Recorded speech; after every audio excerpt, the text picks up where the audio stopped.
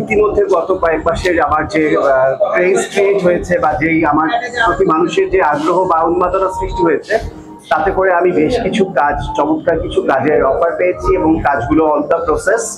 এবং আমি এখনো শুটিং স্টার্ট করিনি, খুব শীঘ্রই আমি শুটিংয়ে যাবো। একটা না একাধিক স্ক্রিপ্ট আমার কাছে এসছে, সেটা ফিল্মেরও এসছে, ওয়েব ফিল্মেরও এসছে। এবং আপনাদেরকে আমি এতটুকুই বলবো যে তথাকথিত নায়ক নায়িকা কিংবা তথাকথিত যে ঘরানাগুলো থাকে, আমি তার বাইরে ব্যতিক্রম কিছুই আপনাদেরকে উপহার দেব, যে অবস্থানকে আপনারা কখনোই ডিসকভার করেনি কিংবা কল্পনাও করেনি, সেভাবে আমি আপনাদের সামনে পর্দায় হাজির হব। আমি এখন ক্যারেক্টার বলে দিলে আমার ডিরেক্টর মাইন্ড করবে, আমি ক্যারেক্টার বলতে পারবো। তবে বললাম তো যে আমি এমন ক্যারেক্টার কাজ করবো, যেই কাজটাই করি না কেন সেটা আপনারা সবাই দেখে অবাক হবেন যে এই ধরনের চ্যালেঞ্জিং ক্যারেক্টার অ্যাডপ্ট কিভাবে অভিনয় করলো। কাজ শুরু হয়ে গেলে, শুটিং হয়ে যাওয়ার কথা, হয়ে গেলে দেন আমি বলতে পারবো কাজগুলো কবে আসবে। মেসেজটা কি থাকতে পারে, আমি সিনেমার মেসেজটা বলতে পারি। সিনেমার মেসেজটা আমি আপনাদেরকে একটু ক্লু দিতে পারি।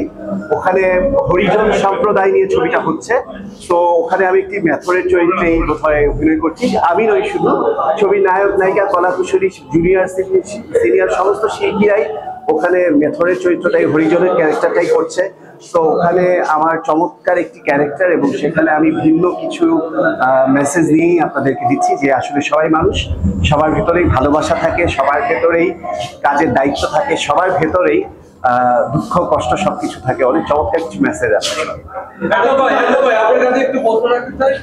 ইতিমধ্যে আমাদের মানে মিডিয়াতে নায়ক অ্যাভেলেবল নট নায়ক কিন্তু ভিলেনের সংখ্যা কমে যাচ্ছে।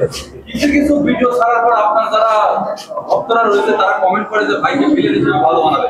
আপনি ভিলেন হিসেবে আপনার পদার্পণ হবে কিনা? না, আমি আসলে ভিলেন ক্যারেক্টার কোনো ছবিতে আসলে ভিলেন বলে কোনো ওয়ার্ড নেই, নেগেটিভ অনেক ক্যারেক্টার থাকে।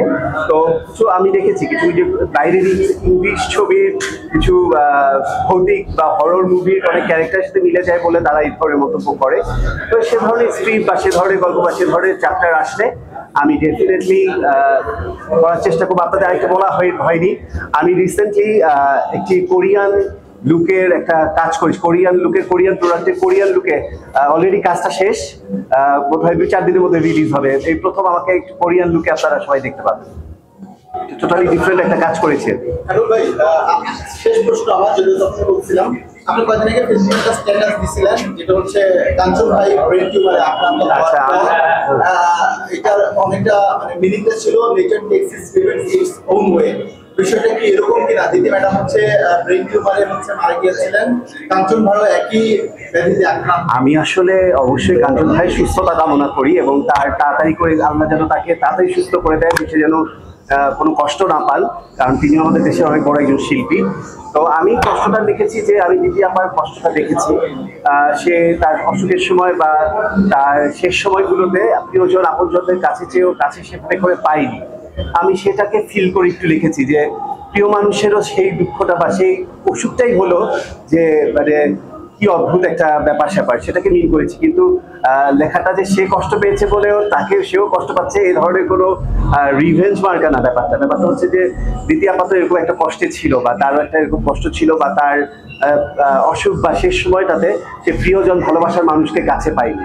এটাই সত্যি, এটাকে মিন করেই আমি লিখতে চেয়েছি।